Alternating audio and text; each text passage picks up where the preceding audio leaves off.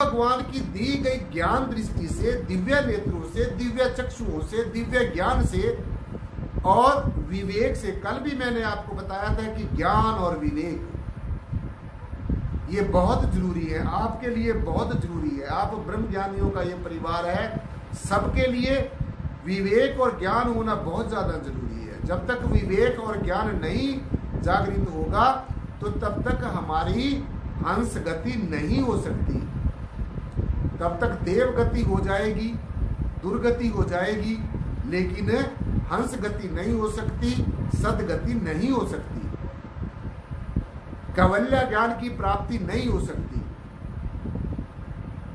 इसलिए ये जो परमेश्वर है ये आपका अपना आप है, आप स्वयं हो, आपका अपना ही स्वरूप है, आपका अपना निज स्वरूप है, आपका अपना निज नाम है।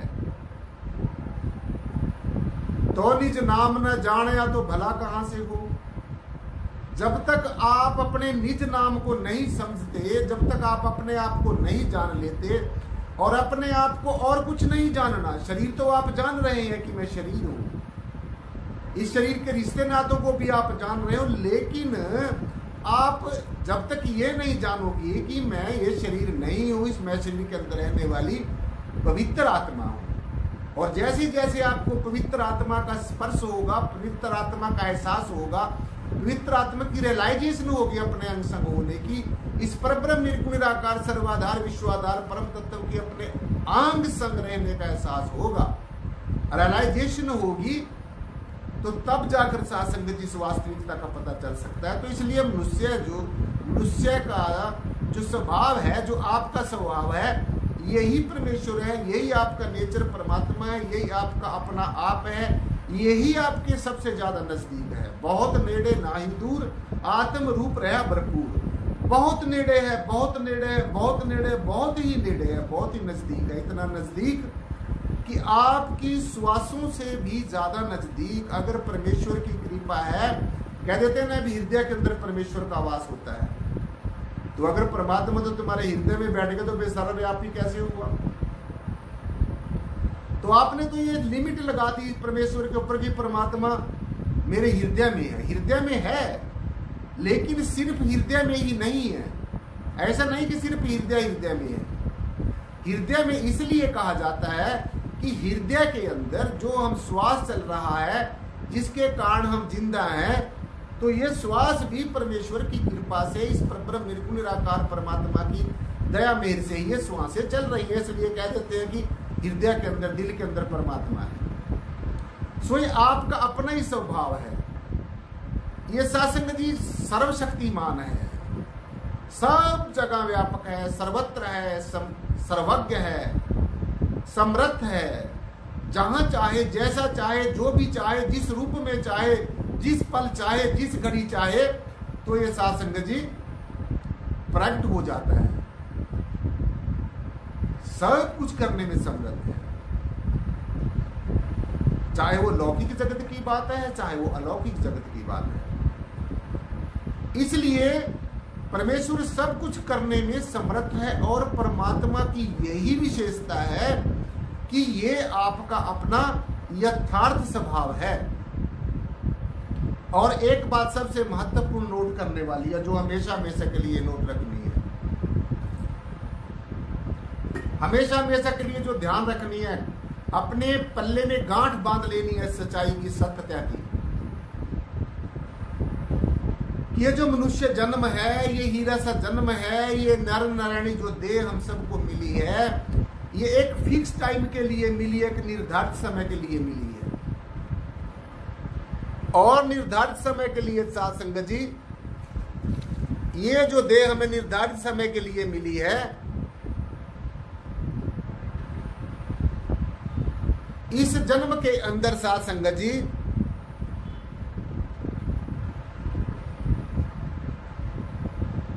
ये जो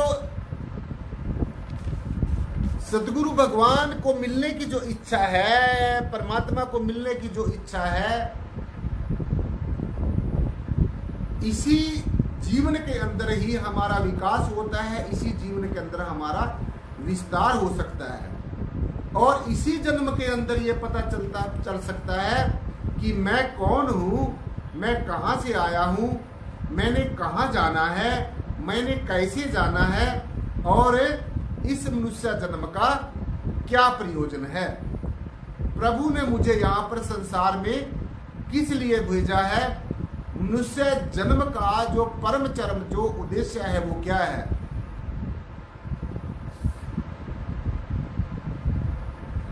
तो इसलिए ये जो चीज है ये हमेशा संगत जी ये हमें देखने जो थोड़ी देर के लिए दिखाई देता है और फिर लोप हो जाता है। एक ये कली के समान है, ये जीवन कली के समान अल्प है। जैसे कली को मसल देते हैं तो वो अपना मसलते मसलते फिर भी सुगंध छोड़ जाती है, चाहे वो समाप्त हो जाते। इसलिए जो गुरु साहबान हुए हैं उन्होंने ये नश्वर शरीर छोड़ने से पहले संसार को कुछ ऐसे संदेश दिए, कुछ ऐसे अमोलक वाक्य बताए साथ संगत जी, जो हमारे जीवन में हमेशा हमेशा काम आने वाले हैं। तो जीवन एक कहानी की तरह है और इसका परम चरम जो उद्देश्य है साथ संगत जी वो भगवत प्राप्ति है, परमेश्वर का दर्शन दीदार करना है और आध्यात्मिक जो शक्ति है उसको प्राप्त करना है। और साथ संगत जी सबके अंदर परमेश्वर को देखना है, परमेश्वर को सबके अंदर देखना है। तो अब ये जो बात कही है कि इस धरती और गगन के बीच में निरखो पुरुष विदे, इस धरती और गगन के बीच में जो ये सगुण ब्रह्म दिख रहा है, जो ये क्रिएशन दिख रही है, जो ये रचना दिख रही है, ये हमेशा बदलती रहती है। इसका जन्म होता रहता है, मरण होता रहता है, क्योंकि जो चीज का जन्म होगा उसका मरण भी निश्चित है। जो बनेगी वो कभी ना कभी बिगड़ेगी भी जरूर। इसलिए कुछ बनने की कोशिश नहीं करनी है। जो परमेश्वर ने बना दिया है ठीक बना दिया है, जो हमें परमेश्वर ने दिया है उसी में सब्र करना है, उसी में संतोष करना है। तो ये जो कहा है कि धरती और गगन के बीच में निरखो पुरुष विदे, इस धरती और गगन के बीच में ये जो जय श्री प्रियतम निर्गुण निराकार सर्वाधार विश्वाधार परम तत्व है, ये जो परम तत्व है साथ संगत जी ये ही विदेही पुरुष है। इस परम तत्व का ना कोई रंग है, ना कोई रूप है, ना कोई आकार है। ये जो परम तत्व है, ये जो परमेश्वर है, ये निर्गुण है, गुण और गुण से परे निर्गुण स्वरूप है।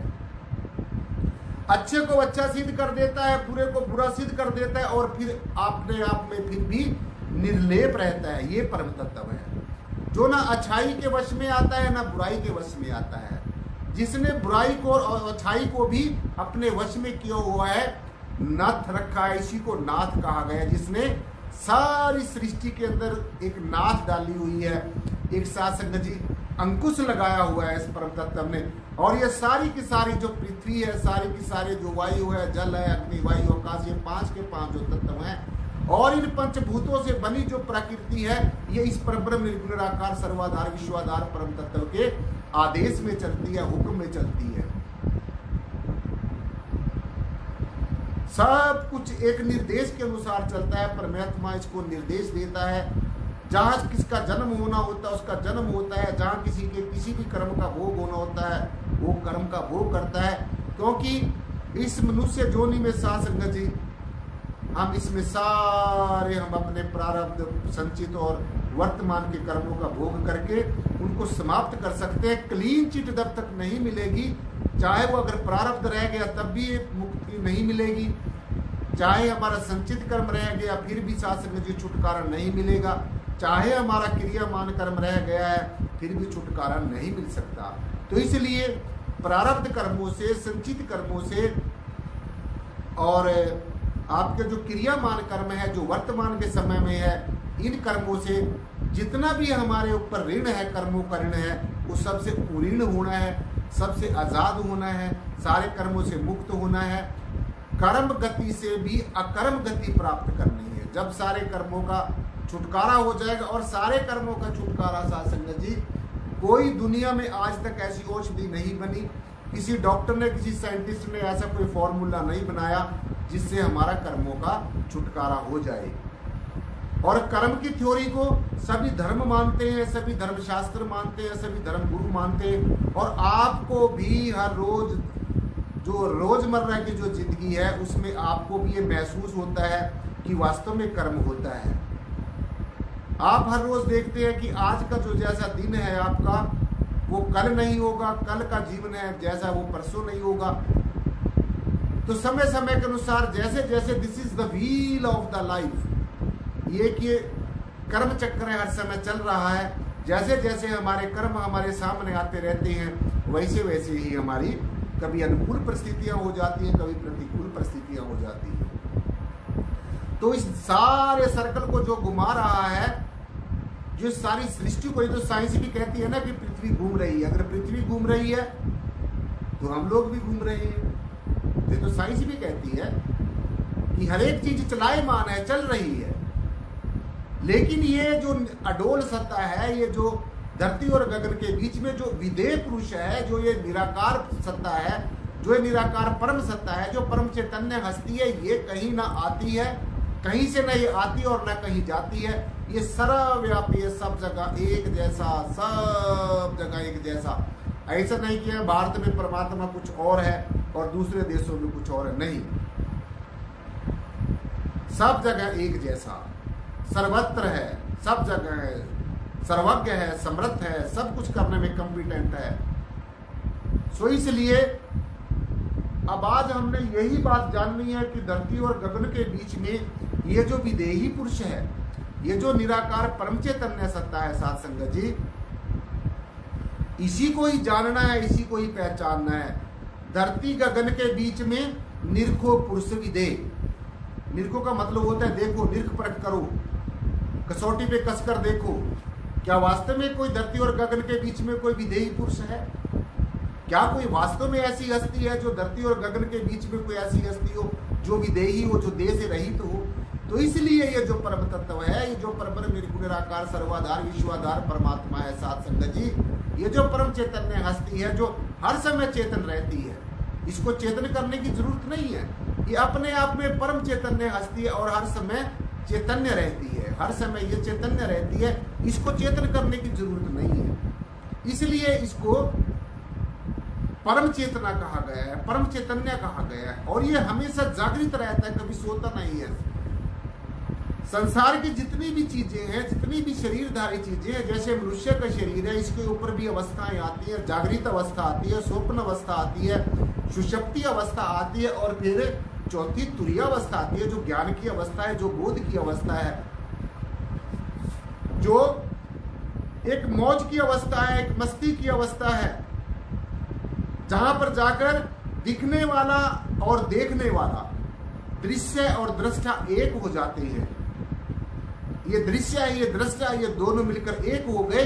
दृश्य और दृष्टा, जहां पर ये भेद खत्म हो जाता है कि ये दृश्य है, ये दृष्टा है, बस दृष्टा ही दृष्टा रह जाता है। दृष्टिमान है सकल मिथोना। जब ये जान लिया, ये पहचान कर ली, सदगुरु ने ये बड़े स्पष्ट शब्दों में बता दिया कि जो दिशे से है नहीं, जो बादल की छाई जो दिख रहा है वो वास्तव में नहीं है, और जो हमें भासता है, जो लग रहा है कि ये है, वो लगता है हमें है, लेकिन वो वास्तव में नहीं है। इसलिए जो दिशे से है नहीं, जो बादल की छाई, सो जो दिख रहा है, ये लगता है कि ये है, ये सब कुछ हमें दिख रहा है, भास रहा है, लेकिन ये वास्तव में नहीं है। इसलिए धरती और गगन के बीच में निरखो परशु विदेह, ये जो विदेही पुरुष है, ये कोई हार्ड मांस का पुतला नहीं है, ये कोई रंग रूपाकार की बनी हुई कोई वस्तु नहीं है। परमेश्वर कोई हार्ड मांस का बना हुआ पुतला नहीं है। हार्ड मांस के पुतले के साथ रहता रोता भी ये असंग है। असंगो हम, असंगो हम, असंगो हम। तन से भी असंग है, मन से भी असंग है, और सब चीजों से असंग है। सबके साथ होते हुए भी फिर भी असंग है। असंगो हम, असंगो हम, असंगो हम। ये सबके सहित भी है, सबके साथ है, लेकिन सबके साथ होता होता भी सबसे रहित भी है। देही भी है, देह के साथ में रहता हुआ विदेही है, सदेही होता हुआ भी विदेही है। सो इसी को हमने पहचानना है, इसी को जानना है और इसी का ध्यान करना है और इसी का ध्यान करते करते यही हो जाना है, क्योंकि हम हैं भी यही, हम हैं भी यही, हमारा असली स्वरूप यही है, जो विदेही स्वरूप है, जो शब्द विदेही है, जो सार शब्द है, जो सारे शब्दों का, चाहे वो धुनात्मक शब्द है चाहे वो वर्णात्मक शब्द है, जो धुनात्मक और वर्णात्मक का भी सार है, जिसके होने से वर्णात्मक भी हो रहा है और धुनात्मक भी हो रहा है। तो इसीलिए वर्णात्मक और धुनात्मक का भी जो सार है, जो कंक्लूजन है, जहां से शब्द धुन भी आ रही है, धुनात्मक नाम भी जहां से आ रहा है, जो इस धुनात्मक नाम का और वर्णात्मक नाम का भी सोर्स है, जो सार शब्द है, जो सभी शब्दों का सार है, जो लौकिक और अलौकिक सभी शब्दों का सार है। और मैंने आपको बहुत बार बताया कि शब्द या वर्णात्मक है या धुनात्मक है। तो ये जो विदेही पुरुष है, जो हमारे अंग संग रहता हुआ भी निर्लेप है, असंग है, तो ये विदेही पुरुष है, देह के साथ रहता हुआ भी विदेही है। रूप नरेक न रंग त्रय गुण से प्रभु भिन्न, न रूप है न रंग है न रेखा है, न आकार है न प्रकार है, त्रय गुण से प्रभु भिन्न, रजो गुण सतो गुण और तमो गुण तीनों से परे निर्गुण स्वरूप है, रंग रूप आकार से परे निराकार स्वरूप है। ये परब्रह्म है, ये परमेश्वर है, ये परम तत्व है, ये आदि अनादि जो सत्ता है, जिसके होने से सब कुछ जिंदा है, जिसके ना होने से कुछ भी नहीं है। ये हमारा मूल है, ये हमारा आधार है, ये हमारा असली परिचय है, ये हमारा अपना स्वरूप है, निज स्वरूप है, ये हमारा अपना निज नाम है, निज नाम है। तो निज नाम न जाने तो भला कहां से हुए। तो जीव को सुख क्यों नहीं मिलता, शांति क्यों नहीं मिलती, सकून क्यों नहीं मिलता, सब कुछ इतने साधन होते हुए, इतने सुख होते हुए, इतने वैभव होते हुए, सारी दुनिया के रिश्ते नातों को निभाते हुए, सब कुछ होते हुए भी, इतने साधन संपन्न होते हुए भी, धन संपदा होते हुए, फिर भी जीव त्राहिमाम करता घूम रहा है। क्योंकि ये सब कुछ तो है, लेकिन जो होना चाहिए वो नहीं है। और जो होना चाहिए, तय निज नाम न जाने, जब तक अपने निज नाम को नहीं जान तो तब तक साध संगत जी कुछ भी होने वाला नहीं है। इसलिए अपने आप को पहचानने के लिए, अपने आप को परम तत्व का अंश आत्मा जानने के लिए ये जानना बहुत ज्यादा जरूरी है। अपने आप को जानना सबसे पहले ज्यादा जरूरी है। परमेश्वर से पहले, परमात्मा से पहले, जानने से पहले अपने आप को जानिए, अपने आप को पहचानिए, अपने असली परिचय से परिचित हो जाइए। और ये काम कौन कर सकता है? ये वक्त का गुरु, वक्त का जो सदगुरु है, जो सत्य को जानता है, जिसने सत्य को देखा है, जिसने सच्चाई को पहले खुली आंखों से देखा, जिसने इस परब्रह्म निर्गुण निराकार सर्वाधार विश्वाधार परम तत्व को पहले खुली आंखों से देखा है, पहचान की है, फिर अंतर्मुखी होकर अंतर देखा है, ऐसा सदगुरु, ऐसे सदगुरु की चरण शरण में जाकर उनके आदेश और उपदेश की बाखूबी पालना करते हुए तब हम इस वास्तविकता को जान सकते हैं। इसलिए सदेही की उपासना करोगे, रंग रूपाकार की पूजा करोगे, रंग रूपाकार का ध्यान करोगे, तो जिस दिन वो समाप्त हो जाएगा तो तुम्हारा ध्यान भी समाप्त हो जाएगा। इसलिए सभी संतों महापुरुषों ने हमें यही संदेश दिया है, युगों युगांतरों से महापुरुष यही उपदेश देते आ रहे हैं साध संगत जी, कि अपने निज नाम की भक्ति करो, अपने निज स्वरूप का ध्यान करो, अपने आप का ध्यान करो, स्वयं का ध्यान करो, स्वयं के द्वारा स्वयं के अंदर प्रवेश करो। कोई परमात्मा बाहर से या अंदर से दाएं बाएं से नहीं आएगा, ये तुम्हारा अपना ही स्वरूप है, ये तुम आप हो, स्वयं हो, अपने आप हो। इसलिए इसको कहा गया है स्वयंभू, अपने आप ही है। अलख निरंजन अपे आप है, अपने आप ही है, अपने आप ये प्रकृति है। एक संकल्प मात्र से सारी प्रकृति की संरचना कर देता है। एक संकल्प मात्र से, मौज से जब इसके अंदर हलचल होती है तो सब कुछ साथ संगति पैदा हो जाता है। तो संकल्प मात्र से सब कुछ कर लेता है, सब कुछ करने में समर्थ है। ये विदेही पुरुष है, ये सार शब्द है, ये कंक्लूजन है। And this is the ultimate of our life. ये हमारे लाइफ का अल्टीमेट है, अल्टीमेट, वैसे आगे कुछ नहीं है। सबसे पहले भी यही था, अभी भी यही है, आगे भी यही रहेगा। तीनों के तीन काल में ये सच रहता है, ये सत्य है, क्योंकि ये सत्य स्वरूप है। इसीलिए भक्ति मार्ग में एक भगवत प्रेमी को कोई बनावट की, किसी सजावट की, किसी दिखावट की जरूरत नहीं है। वो हमेशा अपने स्वरूप में स्थित रहता है, अपने स्वरूप में स्थित प्रज्ञ रहता है। जैसे ये अडोल सत्ता है, ऐसे इसको जानने वाला भी अडोल हो जाता है, अडिग हो जाता है, स्थिर हो जाता है, अपने आप में स्थित प्रज्ञ हो जाता है, अपने आप में ठहर जाता है। तो इसीलिए ये विदेही पुरुष है, इसी विदेही पुरुष का आप अंश हो। यही तुम्हारा आराध्य है, यही तुम्हारा इष्ट देव है, यही आराध्य देव है, सभी का आराध्य देव है, सभी देवों का आराध्य है। ये सभी दिव्य शक्तियों को, जितनी भी खंड ब्रह्मांड में दिव्य शक्ति है, सबका आराध्य ये विदेही पुरुष है, ये सत पुरुष है, ये अकाल मूर्त है, और ये शब्द का रूप बनकर सब जगह पर रमा हुआ है। इसको काल मार नहीं सकता।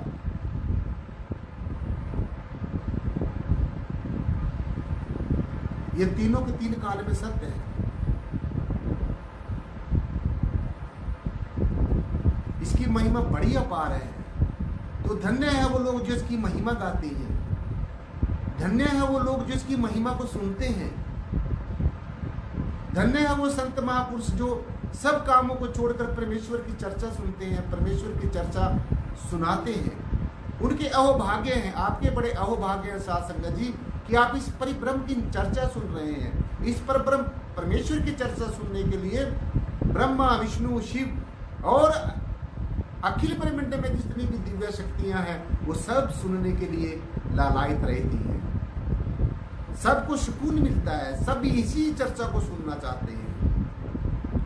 और ये ऐसी सत्यता है, इस सच्चाई को ना बेचा जा सकता है, ना खरीदा जा सकता है। ये बड़ी अमूल्य वस्तु है, ये बड़ा अमूल्य ज्ञान है, बड़ी अमोलक दात है, इसका कोई मोल नहीं लगा सकता। ये बड़ा अनमोल रत्न है। तो इसलिए साध संगत जी, ये आज आपने जान लेना चाहिए कि इंसान के बनाए हुए जो भगवान हैं, वो कल्पनाएं हैं, उन्हीं कल्पनाओं में नहीं उलझे रहना है। इस विदेही पुरुष को पहले सदगुरु की कृपा से जानना है, जो समय का सदगुरु है, जो ब्रह्म ज्ञानी है, जो आत्मवेता है, जो तत्वदर्शी है, जो परमेश्वर को तत्व से जानता है।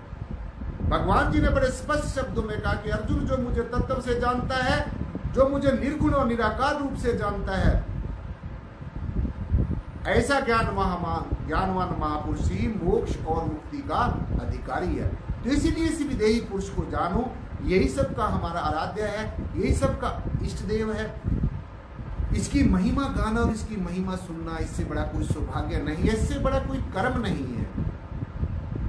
दुनिया के सारे कर्म एक तरफ, और ये भगवत सुनना और भगवत चर्चा करना ये एक तरफ है। जो दुनिया के सारे सदकर्म करके, पुण्य करके जो फल मिलता है, वो भागवत सुनने से मिल जाता है, वो हरि की चर्चा सुनने से मिल जाता है, अनेकों पुण्य का कर्मों का फल मिल जाता है। और ऐसा जीव, एक आम आदमी भी महान व्यक्तित्व का स्वामी हो जाता है। तो इसलिए साध संगत जी, आप सबके बड़े अहोभाग्य हैं। आज आपने जो विदेही पुरुष के बारे में जो चर्चा सुनी, जो इस परब्रह्म निराकार परमेश्वर के बारे में जो चर्चा सुनी, तो इससे बड़ी कोई चीज नहीं है। और ये सब जगह है, सर्वव्यापी, सबसे न्यारा, ऐसी लीला है अपरंपारा। तो साध संगत जी, आज मैं अपने आप को बड़ा सौभाग्य वाला समझता हूँ कि मुझे परमेश्वर ने आप जैसे संत महापुरुषों के रूबरू होकर ये ज्ञान चर्चा सुनने का और सुनाने का हम सबको सौभाग्य प्राप्त हुआ है। तो मेरे भी बड़े अहोभाग्य हैं साध संगत जी, आप सब संतों महापुरुषों के भी बड़े अहोभाग्य हैं। जीवन के अंदर साध संगत जी, ऐसा सा समय जो जरूर उसी के ऊपर आता है जिसके ऊपर परमेश्वर का अनुग्रह होता है, सदगुरु की कृपा होती है। तो हम सबके बड़े अहोभाग्य हैं, बड़े सौभाग्य हैं जो आज हम ये ज्ञान चर्चा सुन रहे हैं, सुना रहे हैं। तो साध संगत जी, इन्हीं शब्दों के साथ जो मैंने आपके समक्ष रहे, हमारे जीवन का उद्धार होगा, हमारे जीवन का सुधार होगा, निश्चय ही होगा। परमेश्वर ने हमें वचन दिया है, और हम परमेश्वर के द्वारा कहा गया जो वचन है वो कभी प्रभाव से रहित नहीं होता, उसका प्रभाव जरूर होता है। इसलिए परमेश्वर ने कहा कि धन्य है तू जाएगा और बहुत बड़े बड़े काम करेगा, इस दुनिया के जीवों के ऊपर तो अपने रहमो कर्म करेगा। तो जब परमेश्वर ने वचन दिया है, और परमेश्वर का वचन कभी भी झूठा नहीं हो सकता, कभी प्रभाव से रहित नहीं हो सकता, तो आप परमेश्वर के वचन के साथ जब सुनोगे, जुड़ोगे, तो निश्चय ही उद्धार होगा, सुधार होगा। तो हम सबके बड़े अहोभाग्य हैं साथ संगत जी, आपके सबके जीवन के मंगलमय जीवन की कामना करते हुए, सारे विश्व के जीवों के कल्याण की कामना करते हुए, सब जीवों का जीवन मंगलमय हो, सबके ऊपर परमेश्वर की कृपा हो, सबके ऊपर परमेश्वर का रहमो कर्म हो, सबके ऊपर परमेश्वर का वचन का जो है वो प्रभाव हो, सबके लिए परमेश्वर के कहा गया जो वचन है वो सच हो, सब सुख से बसे, सब शांति से बसे, और आपस में साथ संगत जी प्रेम से भाईचारा हो, सारे संसार में सुख हो, शांति हो, सारे में अमन हो, चैन हो, सब जीवों का कल्याण हो, ऐसी भावनाओं के साथ युक्त होकर साथ संगत जी सबने प्यार से बोलना जी। धन निराकार जी। जो बोले तिस बलिहार परम पूजनीय सतगुरु शहंशाह बूटा सिंह जी महाराज की जय हो। जो बोले तिस बलिहार परम पूजनीय सदगुरुदेव बूटा सिंह जी महाराज की जय हो। जो बोले तिस बलिहार परम पूजनीय सदगुरुदेव मेहताब सिंह जी महाराज की जय हो। जो बोले तिस बलिहार सदगुरुदेव लक्ष्मण सिंह जी महाराज की जय हो। जो बोले तिस बलिहार सदगुरुदेव प्रियतम नाथ जी महाराज की जय हो। जो बोले तिस बलिहार सर्व संत समाज की जय हो। साथ संगत जी बड़े प्यार और सत्कार के साथ बोलना जी।